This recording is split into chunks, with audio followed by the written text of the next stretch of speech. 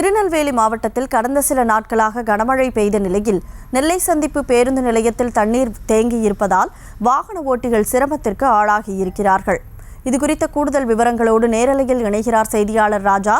ராஜா வணக்கம். நெல்லை சந்திப்பு பேருந்து நிலையத்தில் தண்ணீர் தேங்கி இருக்கக்கூடிய சூழல்ல அதை வடி வைக்கிறதுக்காக நடவடிக்கை மேற்கொள்ளப்பட்டிருக்கா? தற்போதைய நிலவரம் என்ன?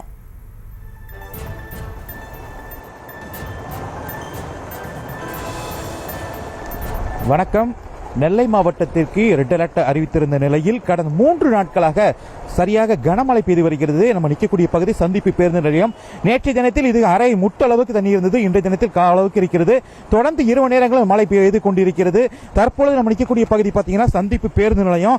சந்திப்பு பேருந்து நிலையத்தில் முழுக்க நேற்று இரவு முதலவே சரியான கனமழை பெய்தனால இரவு நேரம் மாநகராட்சியில் சரியாக தூர்வார முடியல. இன்றைய தினத்தில் காலை தினத்தில் தூர்வாரம் பணி நடக்க இருக்குதுன்னு அதிகாரிகள் தெரிவித்திருக்கிறார்கள். மேலும் தொடர்ந்து நெல்லை மாவட்டத்துக்கு பள்ளிகளுக்கும் விடுமுறைகளுக்கும் மாவட்ட ஆட்சி உத்தரவு பிறப்பித்திருக்காரு. தாமிரபரணி ஆட்சியில் அது வரைக்கும்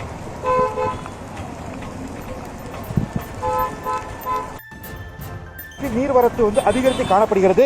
1 லட்சம் கன அடி வரை தண்ணீர் திறக்கப்படும் என எதிர்பார்க்கப்படுகிறது. தொடர்ந்து நம்ம நெல்லை சந்திப்பு பகுதியில் ரயில் நிலையம் முன்னாடி நிற்கிறோம். ரயில் நிலையத்துக்கும் சந்திப்பு பேருந்து நிலையத்துக்கும் இங்க இருக்கக்கூடிய வாகனங்களை மாற்றுப்பாதையில் அமைச்சிருக்காங்க. அதாவது ஒரு வழி பாதையாக ஒரு பஸ் மட்டும் ஒரு வழி பாதையாக போகுது. இன்னொரு சந்திப்பு பேருந்து நிலையத்துக்கு மாற்றுப்பாதையாக அமைத்து இருக்கிறாங்க.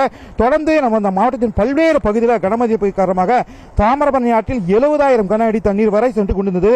பல்வேறு பகுதியில் பெய்யும் மழை நீர், காற்றாட்டு வெள்ளம் உள்ளிட்டவை கலந்து சுமார் 1 லட்சம் கனஅடி வரை நீர் தாமிரபரணி செல்லலாம் என தகவல் வெளியாகிறது.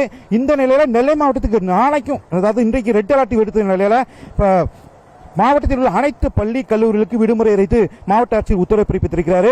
மேலும் சிறப்பு வகுப்புகளையும் நடத்தக்கூடாது என அந்த உத்தரவு குறிப்பிட்டிருக்கிறது. தொடர்ந்து அதாவது மேலும் நெல்லை மனோன்மணியம் சுந்தரனார் பல்கலைக்கழகத்தின் பருவ தேர்வுகள் இன்று நடைபெற இருந்த நிலையில் அதனை ஒத்திவைத்து பல்கலைக்கழக தேர்வு ஆணையர் அறிவிப்பு வெளியிட்டிருக்கிறார்.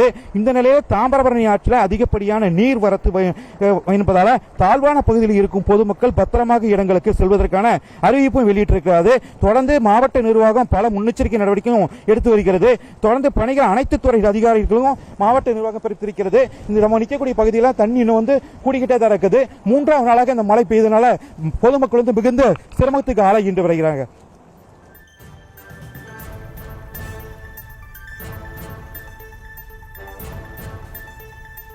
களத்திலிருந்து விவரங்களை வழங்கியதற்கு நன்றி ராஜா.